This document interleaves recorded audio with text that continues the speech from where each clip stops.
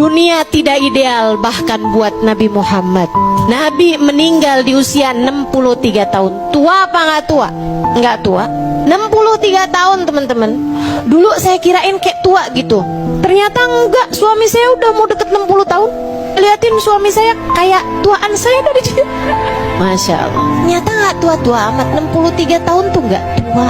Tapi Nabi meskipun meninggal di usia 63 tahun sudah menguburkan 6 dari ke-7 putra putri beliau.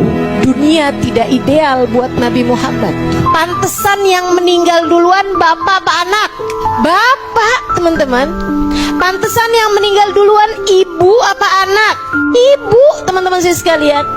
Kamu kan selalu ngelihat anakmu dengan nak nanti kalau mama meninggal, nak nanti kalau mama meninggal.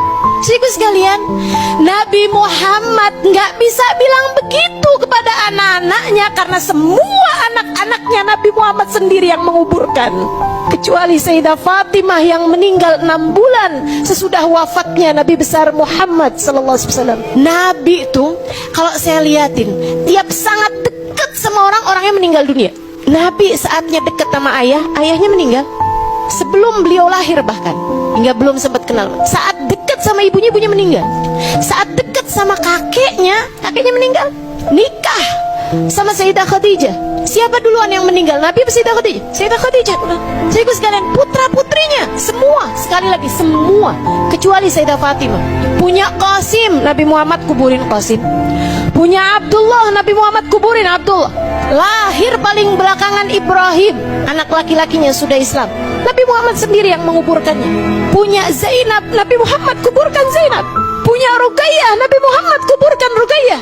Punya Ummu Kalthum, Nabi Muhammad kuburkan Ummu Kalthum. Dunia tidak ideal buat Nabi Muhammad. Kamu mau berharap apa dari dunia? Kepengen hidupmu senang terus-terusan? Gak ada ceritanya teman-teman. Dunia bahkan sekali lagi tidak ideal buat manusia paling tercinta di sisi Allah Subhanahu wa ta'ala. Bagaimana kamu berharap bisa duniamu ideal?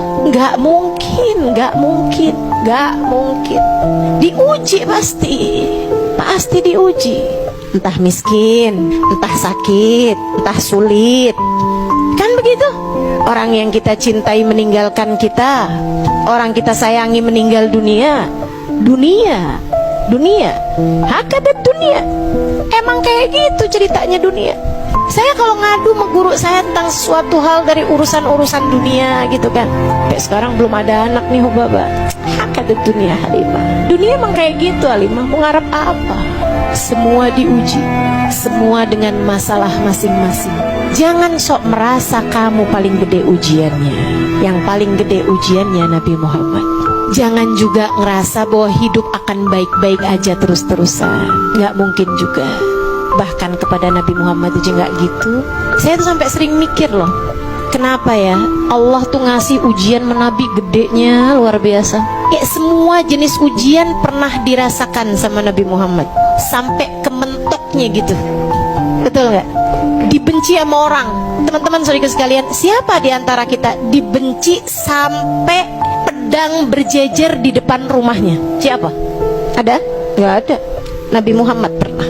Siapa di antara kita yang dibenci sampai ditaruh racun di makanannya? Ada? Nggak ada. Siapa di antara kita yang dibenci orang sampai diusir dari kota tempat tinggal? 53 tahun beliau hidup di sana. Ada? Yang sampai diusir dari condet ada? Nggak ada saya sekalian. Tapi Nabi Muhammad iya. Kenapa Nabi mengalami semua ujian-ujian berat? Sebab dokter yang hebat, ia mengalami apa yang dikeluhkan oleh pasiennya.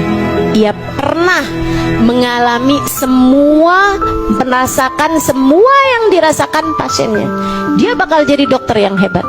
Dan Nabi Muhammad Allah persiapkan buat kita umatnya.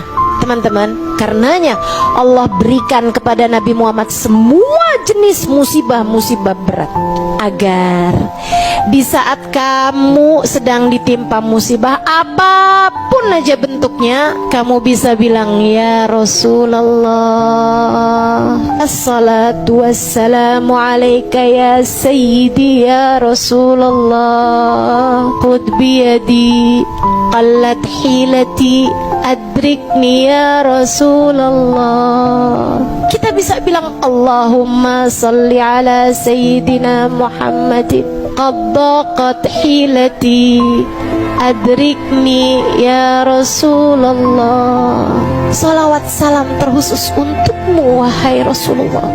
Qad daqat hilati, telah buntu jalanku, tak tahu lagi harus bagaimana. Adrikni ya Rasulullah, tolong selamatkan aku dengan syafaatmu wahai Rasul. Dan saat itu Nabi menjadi satu-satunya orang yang akan berkata kepadamu, aku mengerti perasaanmu, sebab aku pernah mengalami bahkan yang lebih berat darimu. Jadi kenapa Nabi diberi ujian sebesar itu dalam hidupnya? Karena rahmat Allah kepada kita umatnya, agar kita umatnya tak pernah perlu merasa sendirian menghadapi apapun yang terjadi dalam kehidupan.